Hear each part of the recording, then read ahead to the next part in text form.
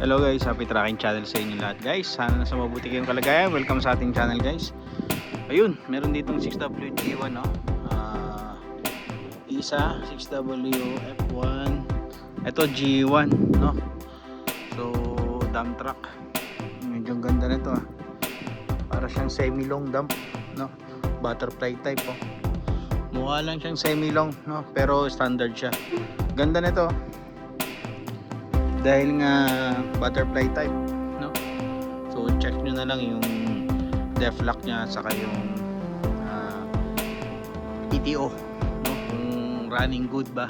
Pero pag kinuha nyo naman to guys, make sure naman nila na good running no?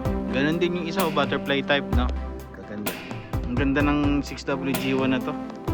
So ganon din pala itong isang 6WF1 naman na si RDI. Yun, butterfly type din siya. Maaari to mga maabot to mga 2.2 million no. Pagpalagay niya ng 2.1 million. Expect niyo na guys no. Pag sa ganitong klaseng unit. Ayan. Ayan dito 8M21. 8M21 no.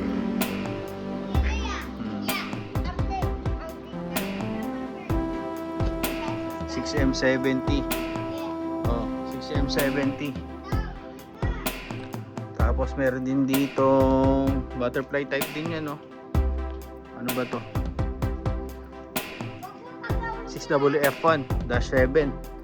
Ayan, meron din ditong 10PD1. Ayan.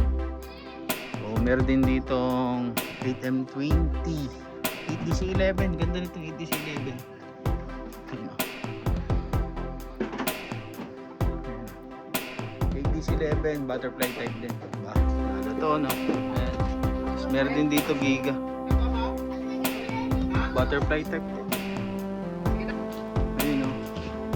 Pati din to 6WF1 mga CRDI. May mga ano.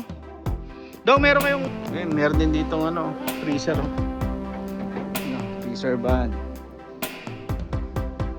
Ganda, stainless. Pero hindi siya yung kung high cube ba, no?